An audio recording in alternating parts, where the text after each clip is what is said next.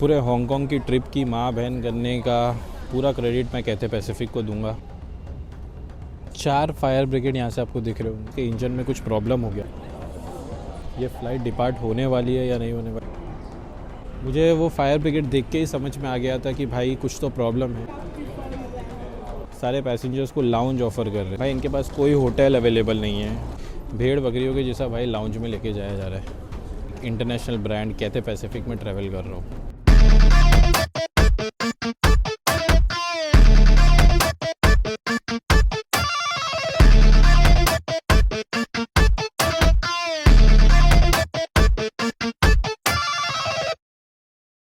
So hello everyone, मैं welcome करता हूँ आपका पार्ट 2 में इस वीडियो के। और पार्ट 1 में आपने देखा कि हम सूरत से बैंकॉक आ गए थे और आज जो है हम बैंकॉक से जाने वाले हैं हांगकांग के लिए। हांगकांग के लिए बेसिकली इंडियंस को वीज़ा नहीं लगता है, बट हाँ उनको एक प्री अराइवल रजिस्ट्रेशन करना पड़ता है जिसको पार बोलते हैं, और वो आपको लेके आपके साथ कैरी करना ही है। समटाइम्स कैसा होता है कि आप है ना पार में अगर एक अल्फ़ाबेट भी मिस्टेक करोगे तो वो रिजेक्ट हो जाता है, एंट्री डिनाइड हो जाती है। तो while applying just make sure कि आप बहुत ध्यान से भर रहे हो। अगर कोलकाता वेस्ट बंगाल लिखा है तो आपको पूरा एज़ इट इज़ लिखना है। जो भी लिखा है प्लेस ऑफ बर्थ वो आपको एज़ इट इज़ लिखना है। और आज जो मैं फ़्लाई करने वाला हूँ वो कैथे पैसिफिक से फ़्लाई करने वाला हूँ। कैथे पैसिफिक यहाँ बैंकॉक से हांगकांग के लिए। एंड वैसे तो भाई ये एयरपोर्ट पे मेरे साथ बहुत सारे हादसे भी हुए हैं। जिन्होंने वीडियो देखा होगा वियतनाम वाला तो पता होगा कि भाई यहाँ पे बहुत सैड मोमेंट्स भी है, ये एयरपोर्ट पे बहुत अच्छे मोमेंट्स भी है। तो अभी फ़िलहाल वो सब को साइड रखते हैं और अभी चलते हैं चेक इन काउंटर पे कैथे पैसिफिक के और चेक इन करवाते हैं।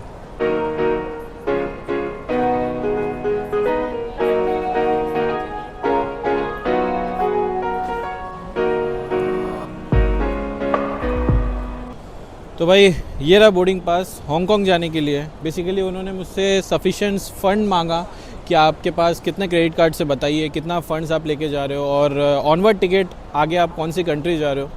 वो देखने के बाद उन्होंने दे दिया बोर्डिंग पास। कुछ ज़्यादा इशू हुआ नहीं, बहुत ही स्मूथ चेक इन एक्सपीरियंस था।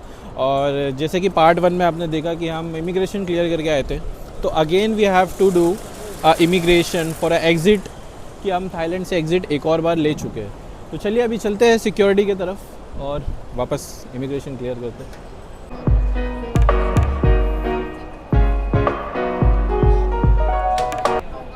तो भाई ये सीढ़ी बहुत लोगों को याद होगी अगर जिन्होंने वियतनाम सीरीज़ देखा था, कि भाई यहीं पे वो रिग्रेट फील हो रहा था कि मेरा भाई नीचे खड़ा था और मैं ये सीढ़ी से जा रहा था वियतनाम के लिए। और आज भी मैं ये सीढ़ी से जा रहा हूँ हांगकांग के लिए। बट बहुत अच्छी बात है कि यहाँ पे कोई वेट नहीं कर रहा है आज। तो सिक्योरिटी क्लियर करते हैं, इमिग्रेशन से थाईलैंड का एग्ज़िट लेते हैं और चलते हैं। तो भाई जैसा कि मैंने लास्ट वीडियो में भी बोला था कि अगर आप बैंकॉक से एग्ज़िट कर रहे हो, थाईलैंड से आप एग्ज़िट कर रहे हो, तो जस्ट मेक श्योर करिए कि आप कोई भी लिक्विड आइटम्स ना कैरी कर रहे हो आपके साथ। और आज जो है मैं बॉडी स्प्रे कैरी कर रहा था, उन्होंने फेंक दिया सीधा डस्टबिन में। तो आप मेक श्योर करें कि आप कोई लिक्विड चीज़ ना कैरी कर रहे हो। लिक्विड 100 ml से ज़्यादा उसकी मेजर क्वांटिटी नहीं रहना चाहिए, बस वो आप मेक श्योर करें। तो अभी हम जा रहे हैं इमिग्रेशन एग्ज़िट लेते हैं और फिर मिलते हैं आपसे। तो भाई हो गए थाईलैंड से एग्ज़िट ऑफिशियली। और ये सारी जगह फिर से एक बार देख के मुझे वो वियतनाम वाली वीडियो ही बार बार याद आ रही है, क्योंकि यही सब वो जगह थी जहाँ पे मैंने वो सब वीडियो उसको रिकॉर्ड किया था। एंड हमारा गेट नंबर है ओके तो G4। और एक चीज़ जो है वो बहुत इन्फॉर्मेटिव है कि अगर आप हांगकांग से जाते हो, इंडियन पासपोर्ट अगर आप प्री अराइवल रजिस्ट्रेशन करते हो तो मेक श्योर करें कि आप हार्ड कॉपी कैरी कर रहे हो आपके साथ, क्योंकि सॉफ्ट कॉपी जो है वो एक्सेप्ट नहीं करते वो लोग। और देन फिर वहाँ पे हार्ड कॉपी के लिए आपको $100-200 हांगकांग डॉलर ले लेंगे वो लोग प्रिंट करने के लिए बस। तो आप मेक श्योर करें कि आप हार्ड कॉपी आपके साथ कैरी कर रहे हो। तो चलते हैं अभी G4 गेट पर और मिलते हैं आपसे गेट पर सीधा।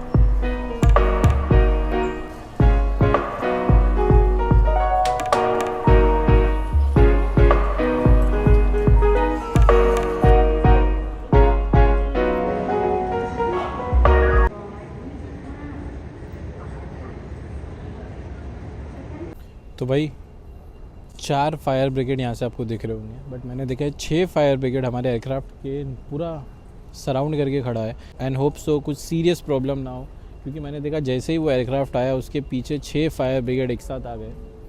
Let's hope for the best.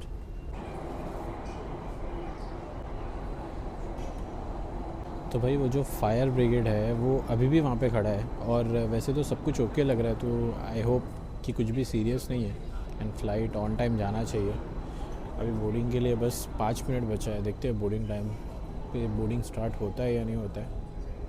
I hope सब कुछ हो जाए और हम निकल जाए यहाँ से।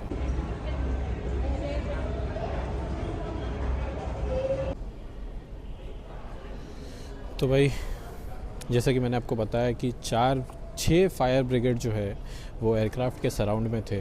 तो फ़्लाइट का जो है टाइम था वो 7:15 का टाइम था, और अभी जो टाइम हो गया है वो 8 o'clock हो गया है एंड फ़्लाइट अभी तक बोर्डिंग स्टार्ट नहीं किया उन्होंने। तो अभी पता चला है कि फ़्लाइट जब आया तो उसके इंजन में कुछ प्रॉब्लम हो गया था, जिसकी वजह से उन्होंने फायर ब्रिगेड को जो है वो सेफ़र साइड के लिए रेडी किया था। वो अभी वही बोल रहे हैं कि इंजीनियर्स अभी इंजन चेक कर रहे हैं, अगर वो ओके रहेगा तो फ़्लाइट जाएगा, वरना मे बी कि उन्हें एयरक्राफ्ट चेंज करना पड़ेगा। मुझे वो फायर ब्रिगेड देख के ही समझ में आ गया था कि भाई कुछ तो प्रॉब्लम है, क्योंकि 6 फायर ब्रिगेड एयरक्राफ्ट के पास अगर खड़े हैं तो कुछ तो प्रॉब्लम हुआ है, इसकी वजह से खड़े हैं, वरना फायर ब्रिगेड जो है वो ऐसे ही कोई भी एयरक्राफ्ट के पास नहीं आता। स्टाफ से मैंने अभी बात किया, उन्होंने यही बोला है कि अभी इंजीनियर्स वर्क कर रहे हैं, 1 घंटा और लगेगा पता चलने में कि ये एयरक्राफ्ट फिट टू फ्लाई है या नहीं है। आई होप सब कुछ हो जाए सही। तो भाई और आधा घंटा बीत चुका है, but no information from Cathay Pacific that what's going on, क्या चल रहा है, ये फ़्लाइट डिपार्ट होने वाली है या नहीं होने वाली है, अभी तक कुछ इन्फॉर्मेशन नहीं दिया है उन्होंने। भाई ये एक्सपेक्ट नहीं था कैथे पैसिफिक से। भाई लोगों के कनेक्शंस है, आगे जाना है। भाई अगर आप इन्फॉर्मेशन भी नहीं दोगे कि भाई फ़्लाइट जाने वाला है या नहीं, बस होप दे रहे कि भाई काम चालू है काम चालू है, बट ऐसे नहीं चलने वाला है। क्योंकि भाई लोग जो है वो यहाँ पे बहुत टेंशन में, क्योंकि भाई बहुत लोगों के कनेक्शंस है जो चाइना के हैं, बहुत लोगों के मिनिमम टाइम के कनेक्शंस है।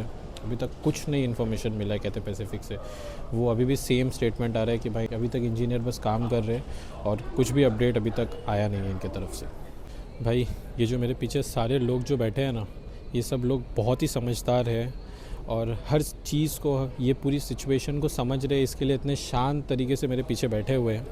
और ये जो स्टाफ है इनकी तो कोई गलती नहीं है इसमें, बट जो पैसेंजर्स है वो उन पे कुछ ज़रा भी चिल्ला के बात नहीं कर रहे, सब चीज़ों को, सिचुएशन को समझ रहे।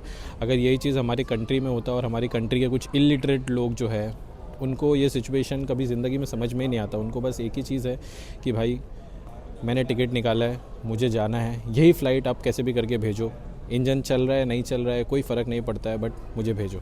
और यहाँ पे भाई ये डिफरेंस है बाहर कंट्री के एयरपोर्ट और हमारी एयरपोर्ट पे, कि भाई हमारे लोग समझते नहीं हैं कि भाई ये सिचुएशन क्या है क्या नहीं है। बस भाई कुछ भी ख़राब रहने दो, बस ये प्लेन जाना चाहिए, क्योंकि हमने पैसे देके ये टिकट ख़रीदा है।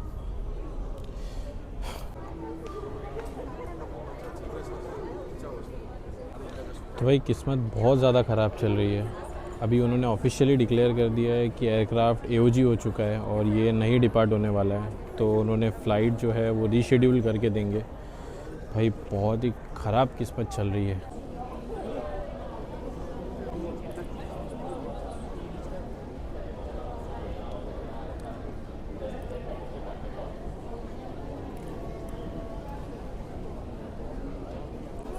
Que nos vayamos al lounge a descansar, que el vuelo sale a las 2 de la mañana.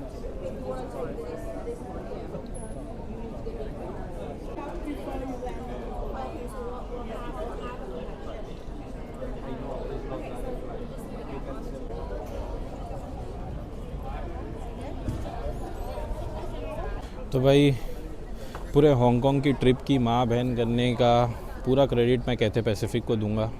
भाई इन्होंने पूरे ट्रिप की वाट लगा दिया। भाई लास्ट मिनट पहले बोलते गए 1 घंटा और लगेगा 1 घंटा और लगेगा। भाई एयरक्राफ्ट को AOG ही डिक्लेयर कर दिया उन्होंने लास्ट में, और अभी जो है वो नया डिपार्चर टाइम जो है वो रात के 3 बजे का है और अभी 9:30 बज रहे हैं, और इनके पास कोई होटल भी अवेलेबल नहीं है। सारे पैसेंजर्स को लाउंज ऑफ़र कर रहे हैं, and lounge is not a solution man, because वहाँ पे कोई भी इंसान रेस्ट नहीं कर सकता है। At least they should arrange some hotels और anything, and what they are giving excuse that all the hotels are over booked. Guys, you are a international brand, see ये सारे पैसेंजर्स को वो लाउंज में लेके जा रहे हैं जिनको लाउंज जाना है।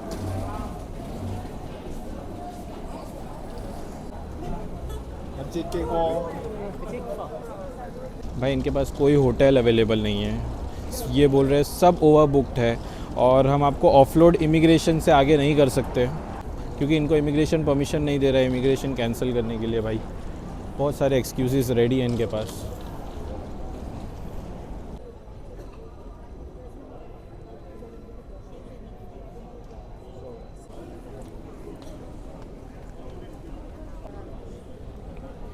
भाई ये रेलवे स्टेशन से भी बेकार एक्सपीरियंस लग रहा है। ऐसा लग ही नहीं रहा है भाई कि मैं एक इंटरनेशनल ब्रांड कैथे पैसिफिक में ट्रैवल कर रहा हूँ। भाई लिटरली लाउंज में ऐसे लेके जा रहा है भाई, नो होटल अकोमोडेशन, कुछ नहीं है इनके पास। भाई ट्रस्ट मी, ये बहुत ही बेकार एक्सपीरियंस है। जब उन्हें पता था कि उनका एयरक्राफ्ट AOG होने वाला है, so they should have plan that time only.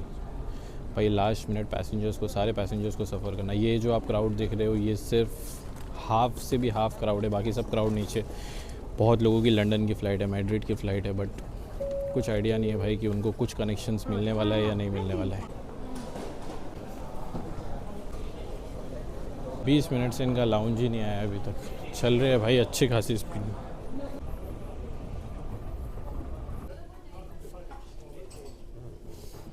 इंसान यहाँ पे भाई रेस्ट नहीं कर सकता है। तो भाई अभी लाउंज में आ गए हम, और जो नेक्स्ट डिपार्चर इन्होंने अभी तक एस्टिमेट प्लान किया है दैट इज़ फॉर 2:45 एंड ये लाउंज देखा जाए तो वर्थ नहीं है क्योंकि इंसान यहाँ पे भाई रेस्ट नहीं कर सकता है। तो अभी हांगकांग जाने का जो पूरा प्लान है भाई उसकी धज्जियाँ उड़ चुकी है, और जो उसके आगे की जो मेरी फ़्लाइट थी फ़िलीपींस जाने की भाई उसका भी कुछ अभी आता पता नहीं है। वो 2:45 को पता चलेगा कि वो लोग जो नेक्स्ट कनेक्शन है वो कितने बजे का देने वाले हैं। फ़िलहाल तो अभी हम लाउंज में रेस्ट करने वाले हैं क्योंकि भाई बहुत ज़्यादा थक चुके हैं, क्योंकि हम सूरत से आए यहाँ पे, ट्रैवलिंग सुबह से ट्रैवलिंग कर रहे हैं और भाई अभी भी प्रॉपर रेस्ट नहीं मिल रहा है। और क्या बोलूँ मैं भाई, अभी बहुत हॉरिबल एक्सपीरियंस है ये। तो अभी फ़िलहाल यहाँ पे रेस्ट करते हैं, थोड़ा बैठते हैं, रिलैक्स हुए, थोड़ा रेस्ट करते हैं यहाँ पे, देखते हैं क्या सीन है, फिर उसके बाद देखते हैं। तो भाई लाउंज में 3 घंटा रेस्ट करने के बाद अभी वापस से गेट पे जाने के लिए निकल चुके। मैं तो शायद सो भी गया 2 घंटा, मुझे पता नहीं चला कब मैं सो गया, बहुत ज़बरदस्त नींद आई थी। और अभी निकल चुके गेट पे जाने के लिए। चलते ही गेट पे देखते हैं अभी क्या सीन है। वैसे तो सारे पैसेंजर्स लाउंज से निकल के गेट पे जा चुके हैं, मैं ही सबसे पीछे रह गया। चलते, सेम गेट है G4, चलते गेट पे और मिलता है आपसे गेट पे, देखते क्या सीन है अभी गेट पे। तो भाई एक बार फिर से वही सेम जगह पे, और उनका नया एयरक्राफ्ट आ चुका है। 777 था पहले, अब एयरबस 330-300 आ चुका है। और जो है फ़्लाइट जो है वो पूरा खाली हो चुका है क्योंकि जो आधे से ज़्यादा लोग थे, सब कनेक्शंस वाले थे, उनको इन्होंने रीरूट कर दिया। तो फ़्लाइट जो है वो लाइट हो चुका है। एंड अभी जो है भाई बस यही एक माइंड में कि फ़िलहाल हांगकांग पहुंच जाए कैसे भी करके, टेंशन फ्री। अब और कुछ प्रॉब्लम ना आए भाई, क्योंकि अब और कुछ फेस नहीं कर सकते, बहुत हेक्टिक हो गया है ये ट्रैवलिंग। तभी बोर्डिंग थोड़े टाइम में स्टार्ट हो जाएगा, अंदर चलते हैं सुकून से भाई, थोड़ा सो जाएंगे और सीधा हांगकांग पहुंच जाएंगे। बहुत स्ट्रेस वाला ये भाई ट्रैवल हो गया है।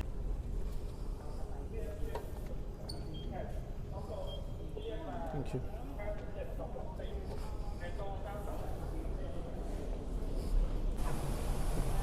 I mean, it's become better in the last decade. We are just waiting for the final few passengers to board and paperwork. Hope to be on our way at the next one.